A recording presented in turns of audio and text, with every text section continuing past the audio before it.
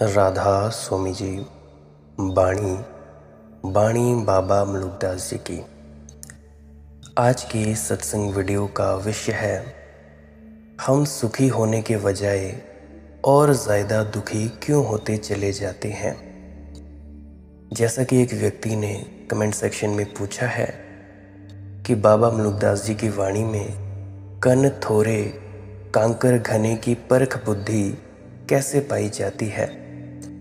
हमारी बुद्धि इतनी काम क्यों नहीं करती है कि हमें ये दिखाई ना पड़े कि इस संसार में दुख ज़्यादा है और सुख बड़े ही ज़्यादा कम है। तो ये हमें क्यों नहीं पता लगता है। तो चलिए इसी संदर्भ में आज की सत्संग वीडियो आरंभ करते हैं। गुरु प्यारी साध संगत जी, बुद्धि तो है ही तुम्हारे पास, तुम उसका उपयोग नहीं कर रहे हो। सुनार के पास देखा है सोने को कसने का पत्थर, ये तुम्हारी जेब में ही पड़ा है, लेकिन तुम अपने जीवन के सोने को उस पर कसते नहीं। दोनों का मेल नहीं हो पाता। परख की बुद्धि तुम्हारे पास है, कहीं से लानी होती तो फिर बहुत मुश्किल थी। परख की बुद्धि तुम्हारे पास ना होती तो तुम खोजने भी कैसे जाते, किससे खोजते, कैसे खोजते, कैसे पहचानते। तो परख की बुद्धि तुम्हारे पास है, लेकिन तुमने उसका उपयोग नहीं किया है। तुम भी जीवन के उन्हीं अनुभवों से गुजरते हो जिनके मलुकदास जी गुजरे होंगे। तुमने भी क्रोध किया, तुमने भी घृणा की, दुख पाया, तुमने भी वैमनस्य किया, तुमने भी शत्रुता साधी, तुमने भी काम भोग में अपने को उतारा। तुम भी पछताए, तुम भी हारे। तुम भी उन्हीं अनुभवों से गुजरे जिनके मलुकदास जी गुजरे हैं। कोई अलग अनुभव तुम्हारे नहीं है। और मलुकदास जी के पास जो बुद्धि है वह तुम्हारे पास भी है। परमात्मा ने इस संबंध में कोई पक्षपात नहीं किया है। प्रत्येक मनुष्य के पास बुद्धि है, पर्याप्त बुद्धि है। फर्क क्या है फिर? मलुकदास जी ने अपनी बुद्धि को अपने जीवन के अनुभव पर लगाया, एक एक अनुभव को कसा, क्रोध किया, फिर अपनी बुद्धि के साथ कसकर देखा, क्या पाया, क्या कुछ पाया, कुछ मिला मुझे, आगे भी करने जैसा है कि नहीं करने जैसा है। परंतु तुम कभी कसते नहीं। तुम क्रोध कर लेते हो, फिर भूल जाते हो। तुम इस क्रोध से कुछ अनुभव, कोई सार संचय नहीं निकालते। ये क्रोध तुम्हारे संपदा नहीं बनता, नहीं तो क्रोध भी सीढ़ी बन जाए। एक दफ़ा किया, दो दफ़ा किया, 3 बार किया, कितनी बार किया, कुछ भी तो नहीं पाया। लेकिन यह प्रतीति तुम्हारी गहरी नहीं हो पाई कि कुछ भी कभी नहीं मिला। तो अब जब दोबारा करो तो थोड़ा झिझक कर करना, कम से कम। मैं ये नहीं कहता कि मत करना, थोड़े झिझक कर करना, एक क्षण रुक कर करना, एक क्षण विचार कर करना। पहले आंख बंद कर लेना, अपने अतीत के सारे क्रोध के अनुभव को सोच लेना। इतनी बार किया, इतनी बार पछताए, इतनी बार कुछ भी ना पाया। अब फिर घड़ी आ गई, अब फिर करने का मौका आ गया। करना है या नहीं करना है। गुरजीफ के दादा की मृत्यु हुई तो गुरजीफ का दादा उससे कह गया कि मेरे पास तुझे देने को कुछ भी नहीं है, मैं तो बस एक गरीब आदमी हूँ, लेकिन एक चीज़ मेरे काम बहुत पड़ी जीवन में, तुझे दे देता हूँ, तुझे भी काम पड़ेगी। 9 साल का था गुरजीफ। उसके दादा ने कहा, अभी तू शायद समझ भी ना पाए, लेकिन ठीक ठीक याद कर ले, कभी समझ जाएगा। मैं तुमसे कहता हूँ, जब भी तुझे क्रोध आए तो 24 घंटे का समय मांग लेना। कहना 24 घंटे बाद आकर करूँगा। कोई गाली दे तो उससे कहना कि भाई ठीक, तुमने गाली दे दी, मैं 24 घंटे बाद आकर जवाब दे दूँगा। गुरजीफ ने लिखा है, इस छोटे से सूत्र ने मेरा सारा जीवन बदल दिया। अब 24 घंटे बाद कोई क्रोध कर सकता है, यह तो तुरत फुरत हो जाए तो हो जाए। क्रोध तो ऐसी आग है कि इसी वक्त जल जाए तो जल जाए। थोड़ी देर बाद तो तुम्हारी बुद्धि तुम्हें कह दे दी, क्या फिजूल की बातें कर रहे हो, क्या फिजूल की बातों में पड़े हो, क्या मरने मारने की बातें सोच रहे हो। गुरजीफ ने लिखा है, क्रोध तो फिर कभी हुआ ही नहीं। 24 घंटे बाद या तो मुझे ये दिखाई पड़ जाता, उसने जो कहा ठीक ही कहा। जैसे किसी आदमी ने तुम्हें चोर कह दिया, अब तुम लड़ने मारने को तैयार हो गए।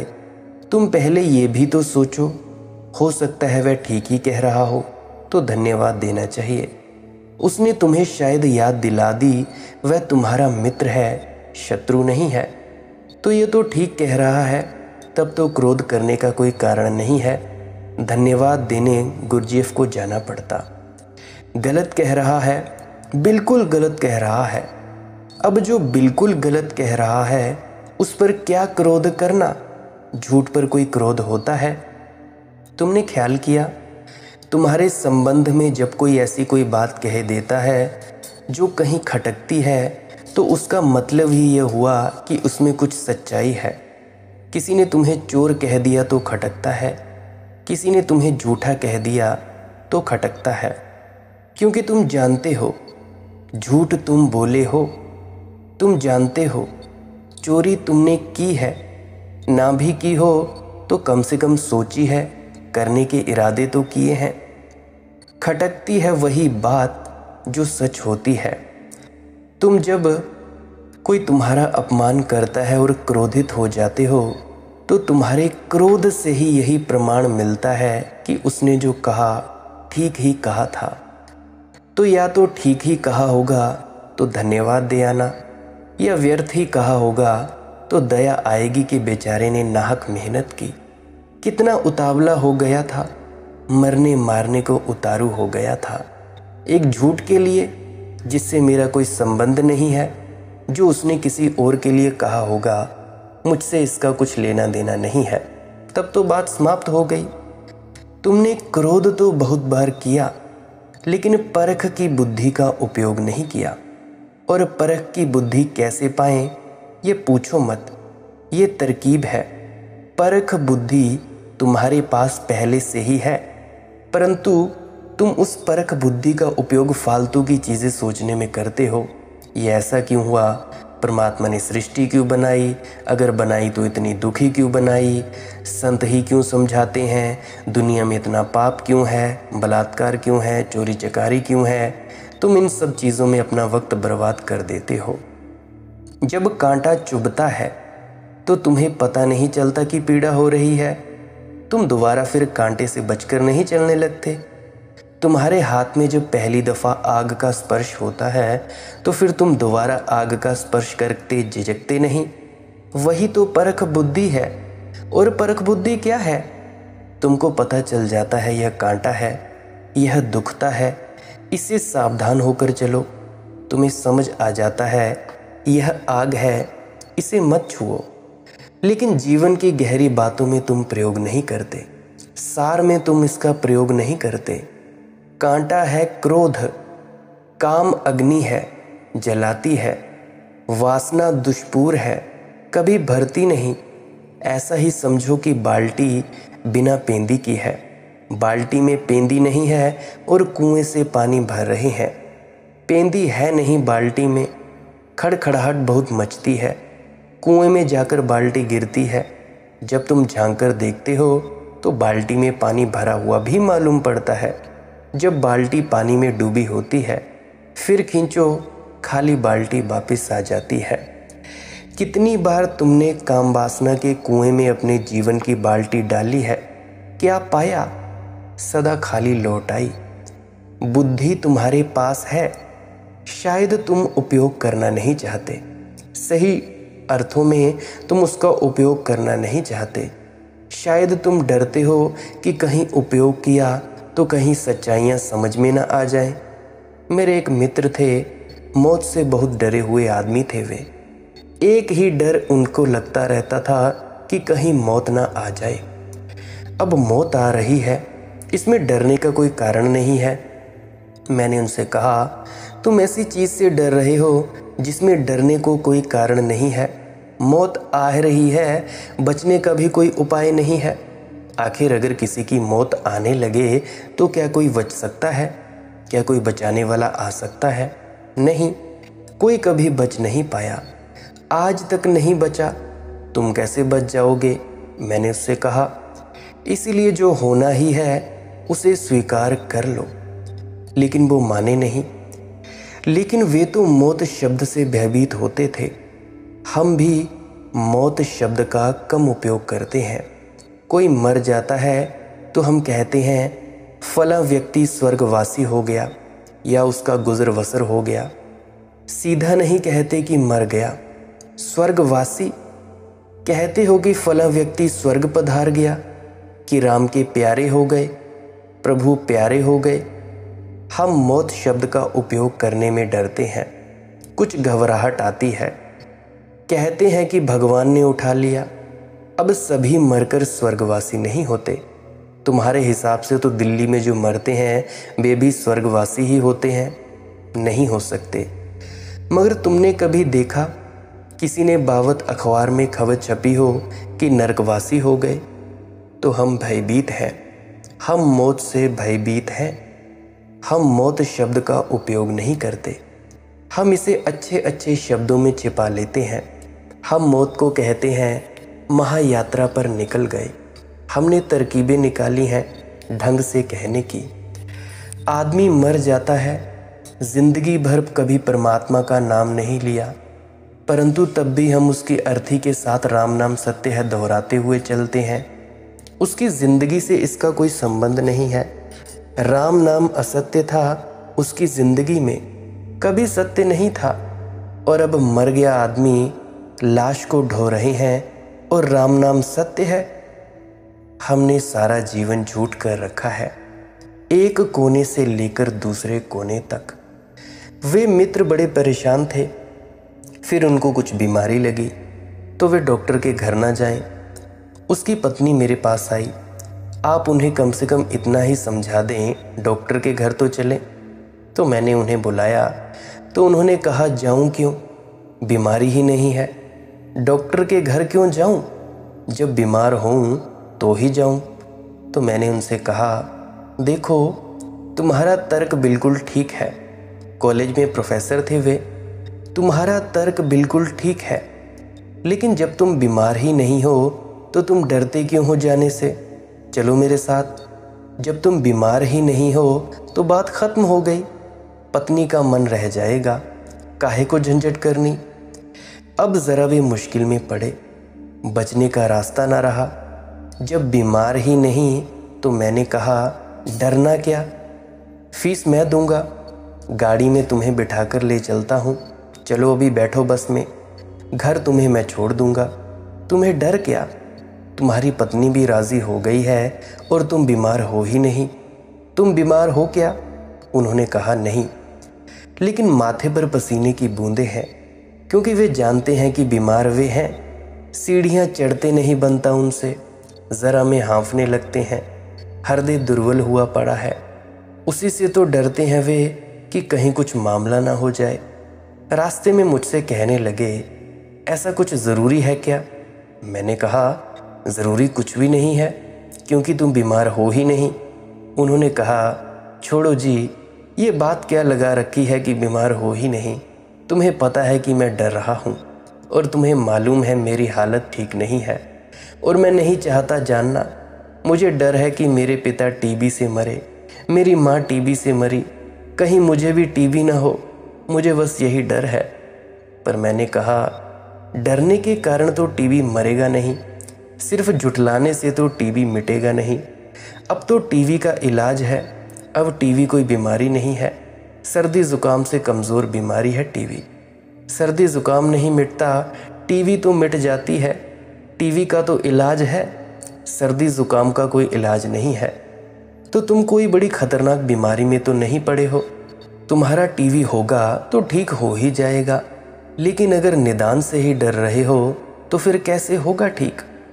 तो ऐसी हमारी दशा है। टीवी कहीं निकला, और जब टीवी निकला और वे घर वापस लौटने लगे तो मुझ पर बहुत नाराज़ थे कि मैंने पहले ही कहा था कि जाने की कोई ज़रूरत नहीं। अब उनको घबराहट पकड़ी, टीवी है, इसको झुठला रहे थे। तो जिनने पूछा है सुखदेव महाराज जी ने कि ज़िंदगी में सुख बहुत थोड़े हैं और सुख को लेते लेते दुख ही बढ़ते जाते हैं, और बाबा मलुकदास जी की वाणी में कन थोड़े कांकर घने की परख बुद्धि कैसे पाई जाती है, तो मैं उनसे कहना चाहता हूँ कि तुम्हारे पास बुद्धि है, बुद्धि भली भांति है, तुम जानते भी हो, तुम्हें पहचान भी है, तुम बच रहे हो, तुम इससे बच रहे हो कि भाई इस ज़िंदगी में दुख ही दुख है। सुख तो थोड़े से दिखाई मालूम पड़ते हैं, सुख अभी पूरा आता नहीं कि उसके पीछे दुख चला आता है।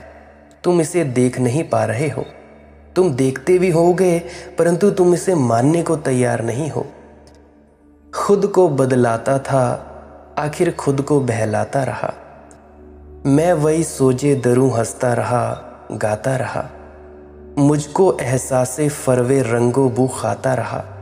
खुद को बहलाता था, आखिर खुद को बहलाता रहा। ये सब बहलाना है। तुम्हें असलियत का पता है, सबको पता है।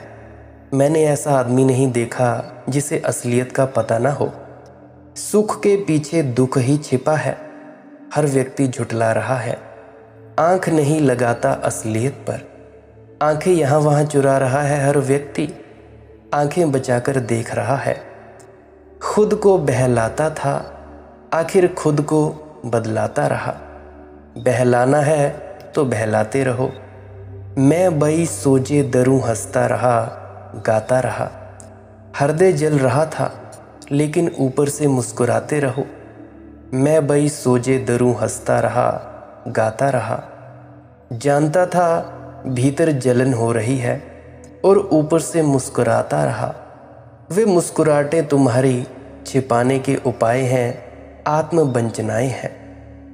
मुझको एहसासे फरेवे रंगोबू होता रहा। मुझे दिखाई भी पड़ता रहा कि रंग और सुगंध की यह दुनिया सब छल है, मिथ्या है। मुझको एहसासे फरेवे रंगोबू होता रहा। मुझे पता भी नहीं चलता रहा कि सब क्षण भंगुर है। मैं मगर फिर भी फरेबे रंगों बू खाता रहा। लेकिन फिर भी इस भ्रम में बड़ी मिठास थी और मैं बार बार यह भ्रम खाता रहा। नहीं, परख बुद्धि नहीं करनी होती। परख बुद्धि परमात्मा ने दी है, सिर्फ उपयोग करना है। सीखे में पड़ा है कसन का पत्थर, तुम्हारे भीतर पड़ा है। उसे जरा जीवन के अनुभवों में उपयोग करने लगो।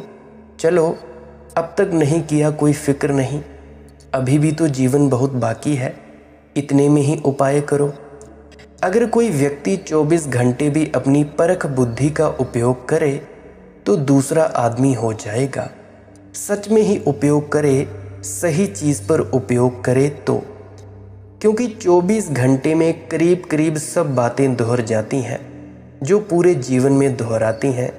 क्रोध हो जाता है, काम हो जाता है, भूख लग जाती है, प्यास लगाती है, मान अपमान हो जाता है, अहंकार पकड़ जाता है, लोभ पकड़ जाता है, ईर्ष्या पकड़ जाती है, जलन हो जाती है। 24 घंटे में सारी कथा दोहरा जाती है। फिर तुम इसी को तो रोज़ रोज़ पुनरुक्ति करते हो। अगर तुम 24 घंटे भी जाकर देख लो कि क्या हो रहा है और एक एक चीज़ को गौर से देख लो, आंखें ना बचाओ, आंखें गड़ाओ। अपने अनुभव में तो कोई अड़चन नहीं है, मुक्ति बहुत निकट है, सामान पूरा तैयार है। वीणा तुम्हारे पास पड़ी है लेकिन तार छेड़ो। तुम पूछते हो वीणा कहाँ खोजे? मैं कहता हूँ वीणा तुम्हारे पास रखी है, तुम ज़रा अंगुलियाँ चलाओ। वीणा भी है, अंगुलियाँ भी हैं। अंगुलियों के वीणा के तार पर पड़ते ही स्वर भी उठेगा, सब है। लेकिन पूछते हो वीणा कहाँ है?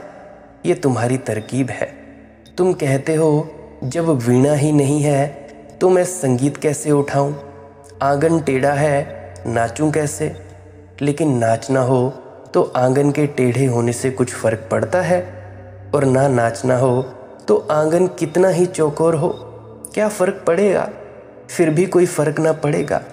तुम बस देखो कि ज़िंदगी में दुख ही दुख है। जो भी चीज़ तुम्हें सुखी करती है वो थोड़ी देर के लिए ही करती है, उसके बाद तो दुख आता ही आता है, आना ही है। तो मेरे ख्याल से ये बात आप समझ पाए होंगे कि हर सुख के पीछे दुख दौड़ा चला आ जाता है। एक और मित्र ने प्रश्न पूछा है कि प्रेम और त्याग में किसका महत्व बढ़कर है।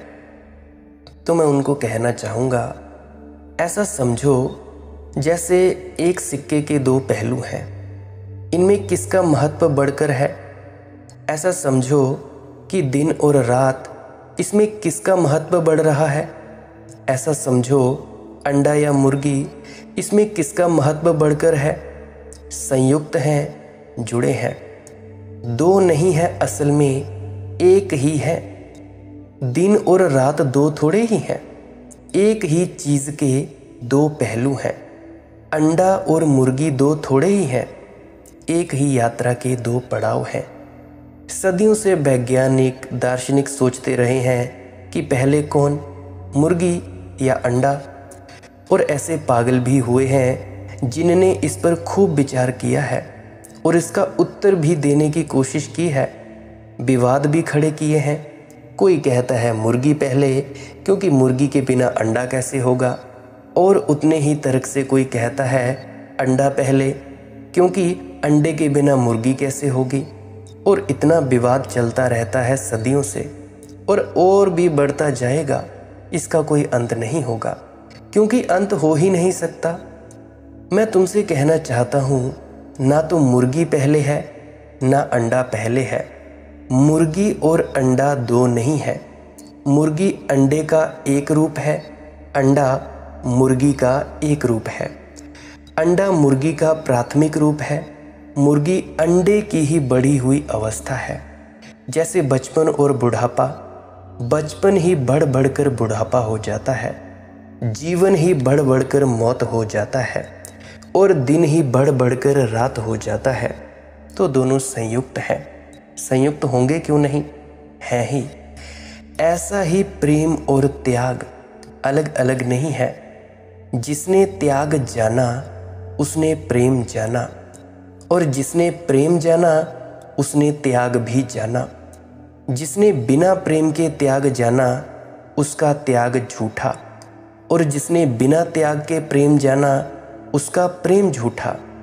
अगर प्रेम सच्चा है तो उसके साथ त्याग आ ही जाएगा। अगर त्याग सच्चा है तो उसके भीतर प्रेम की ज्योति जलती ही होगी। अगर तुम कहो कि ये अंडा ऐसा है कि जो मुर्गी ने नहीं दिया, तो समझना कि अंडा झूठा है। फिर किसी फैक्ट्री में बना होगा, कोई बना लिया होगा किसी ने किसी फैक्ट्री में, या फिर प्लास्टिक का होगा। तुम कहो कि यह मुर्गी अंडे से नहीं आई, तो यह मुर्गी असली नहीं हो सकती। असली मुर्गी तो अंडे से ही आती है। और अगर तुम कहो कि दुनिया में ऐसा प्रेम पाया जाता है जिसमें त्याग नहीं है, और दुनिया में ऐसा त्याग पाया जाता है जिसमें प्रेम नहीं है, ये दोनों झूठे हैं, थोथे हैं, कृत्रिम हैं, ऊपरी हैं। संत जिस प्रेम की बात करते हैं उसमें त्याग छाया की तरह आता है, और संत जिस त्याग की बात करते हैं प्रेम उसकी आत्मा है। अब समझने की कोशिश करो, ये दोनों जुड़े क्यों हैं। जब भी तुम प्रेम करोगे तुम्हारे भीतर दान का भाव उठेगा। प्रेम देता है, प्रेम है ही क्या, देने की परम आकांक्षा है प्रेम। प्रेम बांटता है, प्रेम के पास जो भी है लुटाता है। प्रेम बड़ा प्रसन्न होता है दे देकर। प्रेम कंजूस नहीं है, इसीलिए कंजूस प्रेमी नहीं होते। इसीलिए कंजूस प्रेमी हो ही नहीं सकता। कंजूस से दोस्ती मत बनाना, कंजूस के पास देने की भावना ही नहीं है, इसीलिए दोस्ती बन नहीं सकती। और प्रेमी कंजूस नहीं होते। मनोवैज्ञानिक भी इस बात से राजी हैं कि जिनके जीवन में बहुत प्रेम है वे कभी बहुत धन संपत्ति पद इकट्ठा नहीं करते। करेंगे कैसे? इधर आया नहीं कि गया नहीं। उनके हाथ सदा खुले हैं, मुक्त आकाश है, बंटता रहता है। और जो धन पद इकट्ठा कर पाते हैं, एक बात पकड़ लेना, उनके जीवन में प्रेम नहीं पाओगे, प्रेम का स्वर ही नहीं पाओगे। वहाँ तो इकट्ठा करने की दौड़ इतनी है कि बांटने का सवाल ही कहाँ उठेगा। एक पैसा देने में भी घबराहट होगी, बेचैनी होगी। एक पैसा कम हो गया, देने का मतलब वहाँ कम हो जाना है। और प्रेम की दुनिया में देने का मतलब और बढ़ जाना है। प्रेम जितना देता है उतना बढ़ जाता है, परंतु एक कृपण जितना बांटता है उतना वो बोलता है, हाय ये मैंने कैसे दिया। मेरे एक मित्र हैं, महीने का कोई 1.5-2 लाख रुपया कमाते हैं। तो दूसरे मित्र ने उनसे पूछा कि भाई मुझे 10-20 हज़ार की ज़रूरत है। तो 1-1.5 लाख 1.25-2 लाख रुपये कमाने वाले व्यक्ति को 10-20 हज़ार दान देने में कोई संभावना बुरी नहीं है, कोई दिक्कत परेशानी नहीं है। अगर मेरे पास भी होते तो मैं तो झट से दे देता। और तो और दूसरे मित्र ने ये भी कहा कि भाई 1-1.5 लाख तुम कमाते हो महीने का, उसमें से अगर तुम मुझे 10-20 हज़ार दे दोगे मेरे बुरे वक्त में, तो मैं तुम्हें 1 महीने का 5-5 हज़ार देकर वापस कर देने को राज़ी हूँ। परंतु वे माने नहीं। 3600 अपने खर्चे गिनवा दिए कि भाई मेरा ये खर्च है, मेरा ये खर्च है, मेरा वो खर्च है। अरे भाई 1.5-2 लाख कमाने के बाद भी क्या तुम्हारे पास 10-20 हज़ार देने को नहीं है? और तुम कहते हो कि भाई खुद को धार्मिक, और वे खुद को ऐसा मानते हैं कि मैं भाई बहुत बड़ा धर्मात्मा हूँ, मैं बहुत बड़ा धार्मिक हूँ। परंतु जब देने की बारी आती है तो कृपण हो जाते हैं। ऐसी धार्मिकता से बचना मेरे मित्रों। गुरु प्यारी साध संगत जी, ऐसी तुच्छ, ऐसी कृपण धार्मिकता से बचना जिसमें तुम देने को राज़ी ना हो जाओ। मैं ये नहीं कहता कि तुम अपने कमाए हुए पैसे को ऐसे ही लुटाते फिरो, ऐसे ही सड़कों पर उछालते फिरो, परंतु जिस व्यक्ति को ज़रूरत है 1-2 पैसे की, कम से कम उस व्यक्ति को तो दो। देना ज़रूरी है, क्योंकि देने में जब तुम देते हो तो एक अलग तरह की खुशी छा जाती है। बाकी तुम सभी दान दे के देखना, किसी को भी दे देना, पैसा मत देना, किसी भूखे को रोटी खिला देना। बस स्टैंड पर बहुत से भूखे फिरते हैं, रेलवे स्टेशंस पर बहुत से भूखे होते हैं, उनको तुम खिलाकर देखना कितना मज़ा आता है। खा सामने वाला होता है, रोटी जो चावल वगैरह खाता है वो सामने वाला खाता है, परंतु तृप्ति हमें अनुभव होती है। तुम भी अनुभव करके देखना तो पता चल जाएगा कि प्रेम जितना देता है उतना बढ़ता चला जाता है। तो प्रेम का अर्थ ही ये होता है अपने को बांटने की क्षमता। तो त्याग अपने आप आ जाता है, लेकिन यह त्याग बड़ा अनूठा है। यह त्याग जैन मुनि जैसा त्याग नहीं है, यह त्याग थोथा है, यह प्रेमी का त्याग है, यह बाबा मलुकदास जी का त्याग है, यह महावीर का त्याग है। लेकिन जैन मुनि का त्याग नहीं है, यह वैराग्य नहीं है। फर्क समझना। एक आदमी धन छोड़ देता है क्योंकि अगर धन को पकड़े रहेगा तो नरक जाना पड़ेगा, यह डर के कारण धन छोड़ रहा है। और एक आदमी इसीलिए धन छोड़ देता है कि दूसरों को ज़रूरत है, जिनको ज़रूरत है उन्हें दे देता है। यह आदमी प्रेम के कारण धन छोड़ रहा है। दोनों धन छोड़ रहे हैं, लेकिन दोनों के छोड़ने की प्रक्रिया बड़ी अलग है और दोनों के परिणाम अलग अलग हैं। जिस व्यक्ति ने धन नरक के डर से छोड़ा, इस आदमी ने त्याग तो किया, लेकिन इसके त्याग में प्रेम की आत्मा नहीं है, बुझा हुआ त्याग है। इसीलिए अपने त्याग का गुणगान करेगा वह, ये कहेगा कि मैंने कितना छोड़ दिया, मैंने कितनों की सहायता की, मैंने कितने मरीजों को हॉस्पिटल पहुंचाया, कितना मैंने छोड़ा। यह त्याग के ऊपर सिंहासन बनाकर बैठ जाएगा। यह त्याग से अकड़ जाएगा कि देखो मैंने लाखों छोड़ दिए, इसने किसी को दिए नहीं है, इसने बांटे नहीं है, यह भागा है। यह भय से भागा है। ये तो ऐसा ही समझो कि कोई तुम्हारी छाती पर पिस्तौल लगा दे और कहे कि खाली करो जेब, और तुम जल्दी से जेब खाली कर दो और कहो कि लो महाराज, सब त्याग कर दिया। यह त्याग हुआ? नरक की पिस्तौल लगी है छाती पर और तुमने छोड़ दिया, यह क्या त्याग हुआ? यह त्याग नहीं है। त्याग बड़ी और बात है। त्याग का विस्तार से मतलब हम कल की सत्संग वीडियो में समझेंगे। आज के लिए बस इतना ही। अगर किसी मित्रजन का कोई प्रश्न हो तो टेलीग्राम पे पूछ सकते हैं। सर्च करें, वहाँ पे जाकर मालिक की मौज सत्संग, अपना मैसेज छोड़ दीजिएगा तो वहाँ पे आप अपना प्रश्न पूछ सकते हैं। अगर आप कॉल के माध्यम से भी पूछना चाहते हैं तो मैसेज छोड़ दीजिएगा, कॉल के माध्यम से भी आप पूछ सकते हैं। मैं आपको आपके पर्सनल मैसेज पे अपना कॉलिंग वाला नंबर दे दूँगा। और मेरी एक विनम्र प्रार्थना है, अगर आप जी को इस सत्संग वीडियो से थोड़ा सा भी कुछ सीखने को मिला हो, जानकारी आपको मिली हो, आपको आध्यात्म में आगे बढ़ने के लिए प्रेरणा मिली हो, आपके भ्रम मिटे हों, वहम मिटे हों और आपका मन शांत हुआ हो, आपका ध्यान लगा हो, तो आप कृपया करके इस वीडियो को अपने मित्रों तथा परिजनों तक ज़रूर साझा करें। व्हाट्सएप स्टेटस में शेयर करें, अपने ग्रुप्स पे शेयर करें, इंस्टाग्राम, टेलीग्राम, फेसबुक, जहाँ भी शेयर करना हो कर दें। कोई सुने चाहे ना सुने, इसकी आपने चिंता नहीं लेनी है, बस शेयर कर देनी है वीडियो। बाकी काम परमात्मा का, वो खुद संभाल लेगा। और अगर आप इस चैनल को सब्सक्राइब करने में विश्वास रखते हैं तो कर सकते हैं, अन्यथा आप डेली सर्च कर लिया करें मालिक की मौज सत्संग। जो इस चैनल पर नया सत्संग डला होगा आप जी सुन सकते हैं। अगर कभी नहीं डला होगा सुबह 6 बजे से लेकर शाम के 6 बजे तक, तो कृपया पुराने सत्संगों को अवश्य सुनिएगा। क्या पता किसी पुराने सत्संग में आपकी कोई फंसी हुई घुंडी निकल जाए, आपका कोई फंसा हुआ सवाल का जवाब मिल जाए और आपको मुझसे बात ही ना करनी पड़े। और अगर आप डेली 2 से 3 वीडियोस इस चैनल पर सुनोगे तो मैं लिख कर दे सकता हूँ कि आपकी ज़िंदगी तब्दील हो जाएगी। पूरे एकांत होकर शांत मन से कुछ भी ना करके इन वीडियोस को सुनना।